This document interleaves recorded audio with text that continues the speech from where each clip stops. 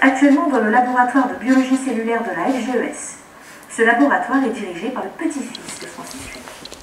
Je compte sur vous pour établir la vérité sur cette histoire. On est au Rhizome et on est dans une salle qui a été rééquipée spécialement pour accueillir le Lock Lab, qui est un outil pédagogique sur la base d'un escape game.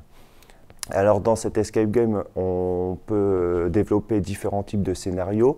Alors ici, le premier scénario qui a été construit est un scénario scientifique, donc pour les étudiants en sciences principalement. Et tout l'objectif pour nous, c'est de leur faire réviser entre guillemets leur programme, mais également de les observer et de travailler sur leur comportement lorsqu'ils travaillent en groupe, leur cohésion, voir un peu comment ils arrivent à collaborer, à communiquer ensemble et voir si certains étudiants montrent des qualités autres telles celles du management ou un peu du leadership. Vous allez rentrer dans le Lock Lab, donc une pièce de jeu. Il y a quelques consignes de sécurité. Vous pouvez tout fouiller, tout retourner autant que vous voulez, il n'y a aucun souci. Quand vous allez rentrer, donc globalement vous êtes un petit groupe d'enquêteurs missionnés. C'est accessible à tous. Cet escape game, le premier scénario, on l'a testé sur un public de lycéens, d'étudiants, d'enseignants-chercheurs. Donc on l'a testé vraiment à tous les niveaux. Et en fait, on développe des scénarios en fonction de la demande. L'objectif n'est pas non plus de les piéger obligatoirement, c'est surtout de les aider à acquérir des nouvelles compétences. On les prévient qu'ils sont filmés, alors ils ne savent pas tout au départ que les films serviront pour après débriefer avec eux. On leur dit qu'on les filme afin de pouvoir voir leurs prestations et s'ils ont besoin d'indices ou d'aide pendant la prestation, ils peuvent nous appeler. Et le fait de les filmer nous permet de les aider. Donc on ne leur dit pas forcément au départ qu'ils vont redébriefer avec, ce qui permet de limiter un peu les faux comportements. Ils savent qu'ils sont filmés, de toute façon on leur donne quelques règles de sécurité aussi en disant ne montez pas n'importe où, ne cassez rien.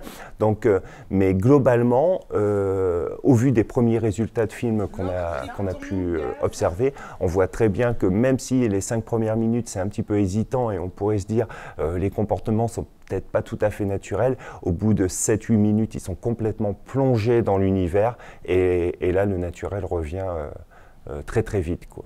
Il y a une expérience sociologique, anthropologique avec des sociologues qui débriefent après les étudiants lorsqu'ils ont fait le test qui dure entre 45 minutes et 1 heure. Après, il y a une séance de cours avec les groupes qui sont passés, avec un sociologue, afin de débriefer et de discuter avec eux de leur comportement, comment ils ont appréhendé chaque épreuve, comment ils ont appréhendé la pièce au global. Est-ce que certains sont isolés, d'autres ont bien communiqué et comme ça, un peu essayer de construire non pas leurs compétences professionnelles, mais plutôt leur qualité humaine de cohésion ensemble.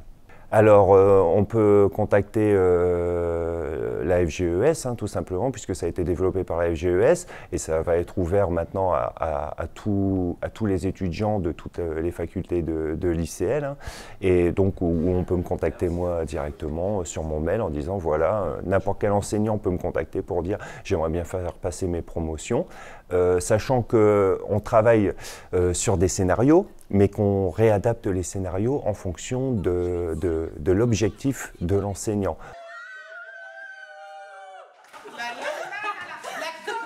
J'ai donné 2-3 indices, un petit peu plus.